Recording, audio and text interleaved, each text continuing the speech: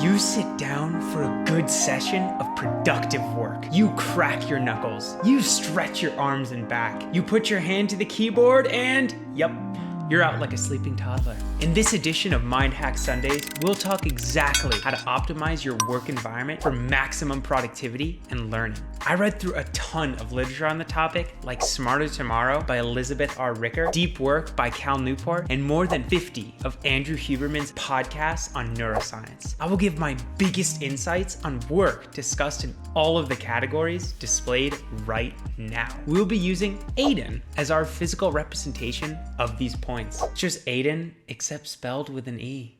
As we run through the tips, Aiden will show you how he implements them into his day. Focus. How long can you focus? Search on YouTube and you see these videos like study with me for 14 hours. I have news for you. You can't focus for 14 hours straight. You can't even focus for 2 hours straight. When I say focus, I mean putting your undivided attention into one task and one task only with little to no brain fog. According to Andrew Huberman, we can only focus for around 90 minutes on a cognitively demanding task. If we try to pass this, we will struggle to pay attention. Our mind starts drifting off and we experience the dreaded brain fog. I remember spending multiple hours at a time trying to finish English papers the day before they were due. There came a point where the words on the screen melded to mush and I couldn't focus on anything. This was before I knew about the 90-minute rule and its power. These 90-minute bouts of focus are amazing because they prime us for the flow state. In the flow state, all worldly matters seem to dissipate. The only thing that seems to matter is you and your work. To get into the flow state, you need 3 things. Time to actually allow yourself to enter the state. This is achieved with the 90-minute work session. It varies between people, but it usually takes me around 10 minutes to enter. Little to no distractions. One auditory tweet can take you out of the flow state for as much as 20 minutes. Your work needs to fall into the Goldilocks zone. This is a zone where the work is not too hard that is frustrating, but not too easy that is boring. Achieve these 3 things and you will get to a level of productivity you never thought possible. Many people complain they don't have the time to do things. Some of them have legitimate responsibilities like pets, children, or laundry. This is what makes focus so important. Time is not the lacking factor, but rather the ability to use it effectively. Train yourself to focus and you will be astounded at what you can finish in 90 minutes. 90 minutes is about how long it takes me to write or proofread an entire script for a video. This begs another question. Which type of work makes it easier to get into the flow state? According to Cal Newport, deep work is the ultimate flow state initiator. Deep work is any professional activity performed in a state of distraction-free concentration that pushes your cognitive capabilities to their limit. These efforts create new value, improve your skill, and are hard to replicate. In contrast, we have what 90% of people do during their work sessions: shallow work. Shallow work is non-cognitively demanding, logistical style tasks often performed while distracted. These efforts tend not to create much new value in the world and are easy to replicate. Most people have a terrible propensity for deep work or focus of any kind. We have been bombarded by social media and the internet. We can't transition to 90-minute blocks instantly. We have to go slowly. Start your work sessions at 30 minutes long. Take 5 to 10 minute long breaks. Slowly build up over weeks and months. Go in 10-minute increments until you reach 90 minutes. I didn't reach 90 minutes of reading straight until more than 6 months of reading. In all likelihood, you won't either. Once you've reached upwards of 60 to 90 minutes, your breaks should be longer. Take breaks of 20 minutes, even if you feel you don't need to. If you did deep work for 90 minutes, you need to. Make sure you do something different in your breaks than while working. This means no reading a fantasy book or One Piece as a break from reading from your classes. Your brain needs to do something of a different stimulus. I love walking outside and getting some sun in my eyes while listening to an Audible book. I will explain why I like this so much later. Of course, not every one of your work sessions is gonna fit into cute 90-minute blocks. 90 minutes is the default working time for me. If I can't, it's no big deal. It's better to work for 60 minutes than to say, heck it, scroll through TikTok and do nothing else. Finally, we have distractions. These tips are quite obvious and simple, so I'll go through them quickly. No distracting things in your environment. This means no peanut butter, no phone in easy sight. Ideally, put your phone on silent or in another room. Nobody is going to die. Go to the bathroom before you sit down to work. Minimize clutter in your workspace. I know very few people who do function better with clutter in their space. Sit somewhere you know you will not be disturbed easily. No college living room, no cafeteria, fireplace next to your kids, no. Dorm room, office, library, or coffee shop, yes. The best tip I can give is to change work environments throughout the day. Every time I finish a 90-minute work session, I will almost always go to another place like the fireplace downstairs. Go from sitting to standing, or go the extra step and go all the way to a cafe or another venue. I even switch seats halfway through a class or meeting if it's long. It's still the same room, but the change in environment makes it easier to focus. Our visual system drives the majority of our cognition, and in a sense, even drives our thinking. Novel visual environments will lend themselves to heightened levels of alertness because of this. One technique from deep work I love is the grand ritual. Use this if you're struggling with procrastination. Spend an enormous amount of effort and / money on a place to do your work. This way, if you don't get any work done, you'll feel awful. I had a Cornell friend who stacked up a ton of essays for her classes and then took the bus down into Central Ithaca to the Cat Cafe. She spent so long getting there that she just had to write every single essay. If you can't do this, change the feel of the environment throughout the day. Shift a couple pieces of furniture on your desk or turn on a different colored light. Take off your gosh darn right shoe. I'm not joking. I have literally done this before. You also want to go from sitting to standing throughout your workday. Only sitting is terrible for you. However, only standing is also really bad. Ideally, you want to sit for half and stand for half of the day. Why is this helpful? Norepinephrine and epinephrine become more active when we're standing. They become less active when you sit, lie back, or when you lie down. Standing puts us in an action-oriented state. Because of this, you should always try and keep the screen around eye level and ideally even slightly above. My brother always struggled to pay attention during our statistics class. Every time he got drowsy, he would always lean over and fall asleep. This is why you should keep your screen above eye level. I have never seen anybody fall asleep while looking up. Get a standing desk you can put your computer, keyboard, and mouse on. This way you can easily switch between sitting and standing every hour and a half. I also have a laptop stand. It gets me some odd looks the first time that I take it out, but people get used to it pretty quickly. I find that switching every 45 minutes or so works best for me. Most of the neuroscience literature states creativity is the ability to think in novel ways and discover unique solutions to problems. This can come through in brainstorming, coming up with ideas for videos, or figuring out how best to hide your peanut butter so nobody else can eat it except you.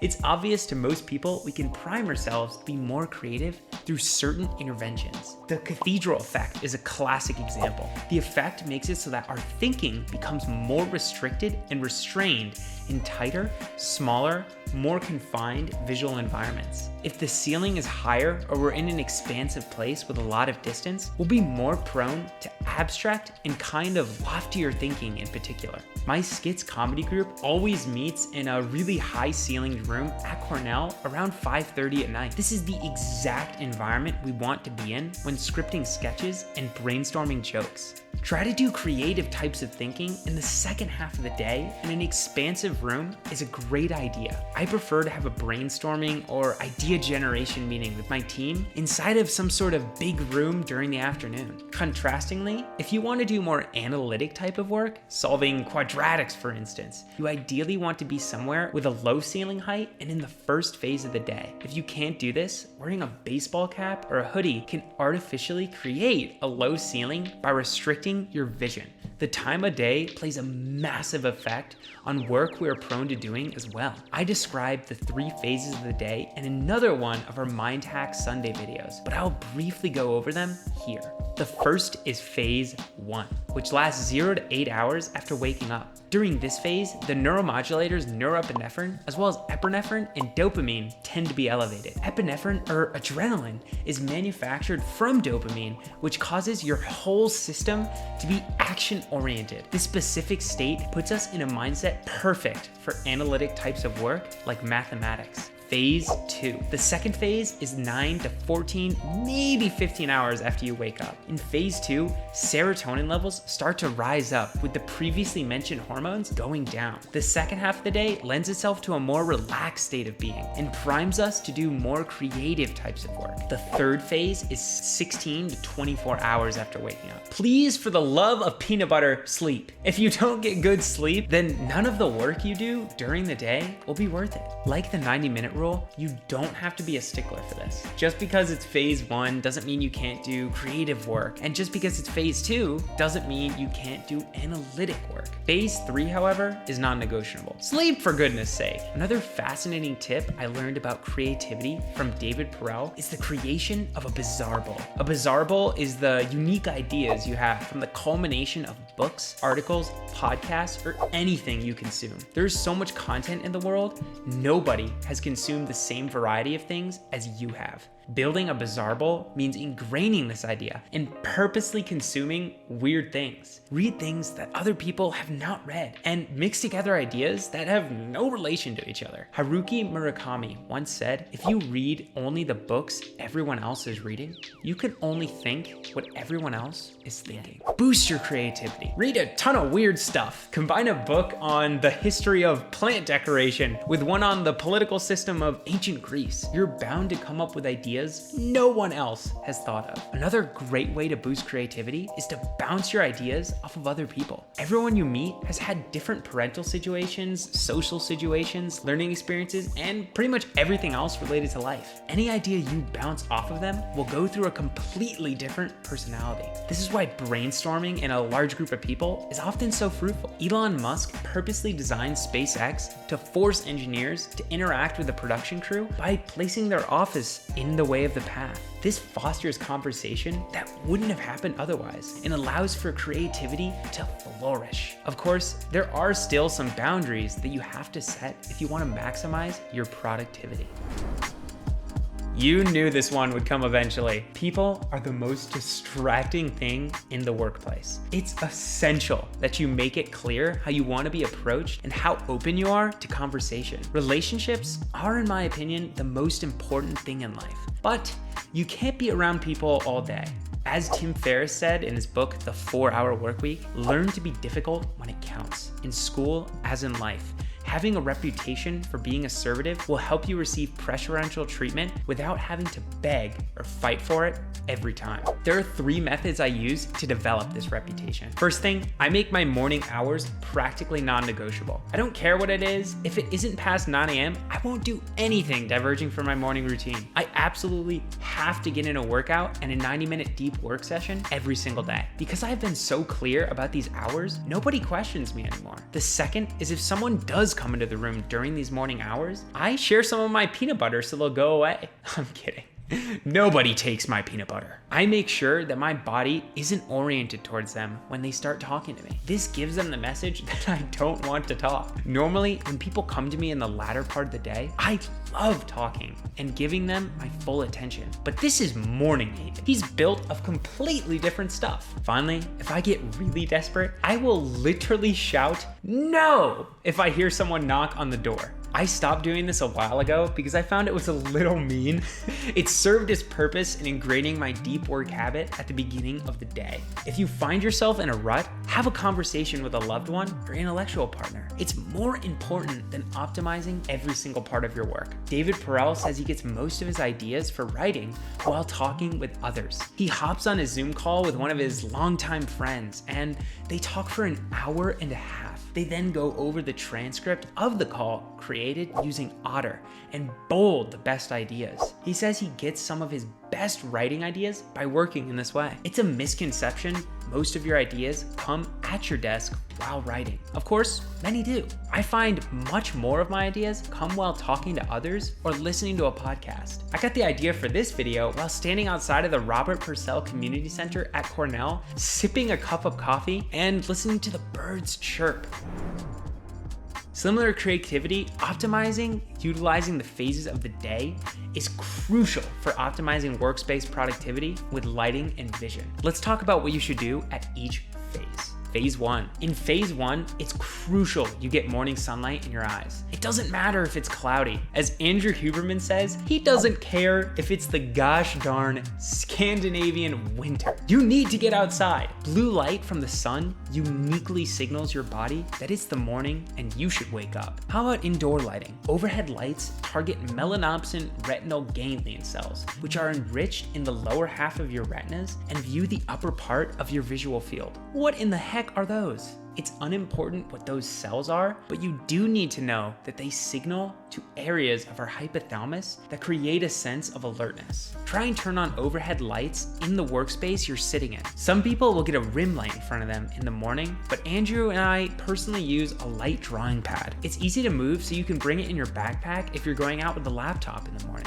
Even if you walk away from your desk, try and keep it on, as it will keep bombarding you with blue light photons that will keep you awake. The best light wavelength for promoting wakefulness is these blue light photons, which makes it so powerful. If you can, try and open the windows in your room. This is because it's 55 times less effective to get blue light through a window than from the sun. Don't do this if it's winter and sub 32 degrees outside. I learned this the hard way. You don't want your eyes to actually hurt when you implement these tips. If your eye is hurting, then you're blasting way too many photons in it. Everyone's eyes have different propensities to absorb light, so it will be highly individual. You need to find out for yourself what you can handle. Phase 2. In phase 2, you ideally want to start dimming the lights in the environment. Don't make it too dark, because you don't want to get sleepy at 2 o'clock in the afternoon, unless you're napping.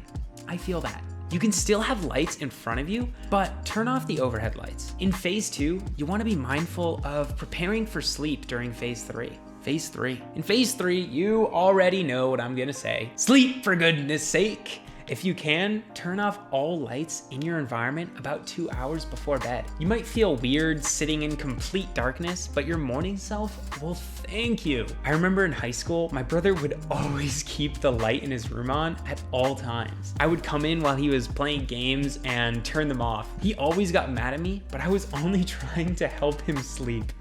Your depth of field also affects your workspace productivity. You have 2 major visual pathways in the brain, the magnocellular and parvocellular pathways. The magnocellular pathway is involved with looking at big swaths of visual space and at lower resolution. The parvocellular pathway is involved with looking at very specific things and at higher resolution. You don't need to remember the names. Remember that you have the maximum ability to focus when your system is in parvocellular mode, or when your eyes are focused at a common point. This is why they put blinders on horses in races, so they don't have to look in periphery. It keeps the horse focused on what it needs to be doing, running as fast as its gosh darn legs can take it. This means looking at a big screen might make it harder to focus. Try to keep your screen so it never goes beyond your ears on the side of your head. You must also be aware that if you look at the screen for too long, your eyes will fatigue from accommodation.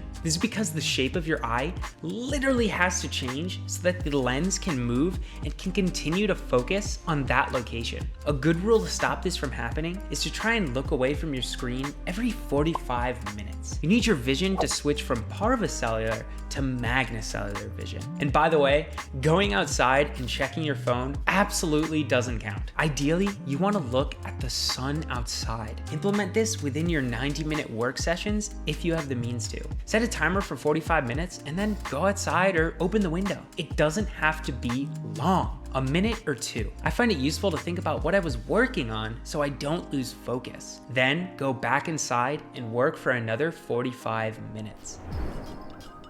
Almost any sound and environment with noise can be made to work. Everyone has different propensities and preferences. Think about the insane amount of music selection out there today. Personally, my favorite song is Peanut Butter. There are generally a few types of sounds to really avoid and a few types of sounds that really enhance the cognition, and your ability to focus in your workspace environment. The first thing to note is you don't want a fan or some other ventilator making noise for hours during your work session. When there's an ongoing sound, your auditory system can hear it even when you're not paying attention to it. The little hair cells in your ear continue to flutter, and the eardrum beats in concert with the sound frequency. You can tell this is true when you have a sound that's going on in the background and all of a sudden it shuts off, making you experience a huge piece from those brain stems associated with vigilance. Luckily, if sounds are uniform and predictable, our auditory system can usually tone them out. Unpredictable sounds make it impossible to focus. This is why traffic is so aggravating to most people. Horns beeping, people screaming, and cars driving create auditory chaos. This is also why it's so hard to work while people are having a conversation right next to you. 3 patterns of sound have been shown to increase creativity or focus in the workspace. Isochronic tones. These are tones of chronic frequency. They sound like this. Monaural beats. These are repetitive, almost percussive-like beats delivered to one ear that sound kind of like this. Binaural beats. These, as the name suggests, are like monaural beats, except the sounds are delivered to 2 ears. Binaural beats are the sound with the most literature surrounding them. Recent studies have found an increased propensity for focus in participants who listen to binaural beats of 40 Hz. You can find many examples of this in the literature where binaural beats of about 40 Hz somehow brought the brain into a state that made it optimal for learning, for memory, and for certain types of recall, including verbal recall, math learning, etc. I have personally used them to memorize every single type of nut that has ever graced this earth. There are a lot of nuts. If you're gonna start listening to binaural beats, make sure you don't do so every day. Like with other interventions, your brain can get used to them and they won't be nearly as effective. Try and stick to every other day. If you like this video, be sure to check out my playlist on Mind Hack Sundays for more information on how we can use the brain to optimize productivity and learning. As always, have a fantastic day and bye-bye.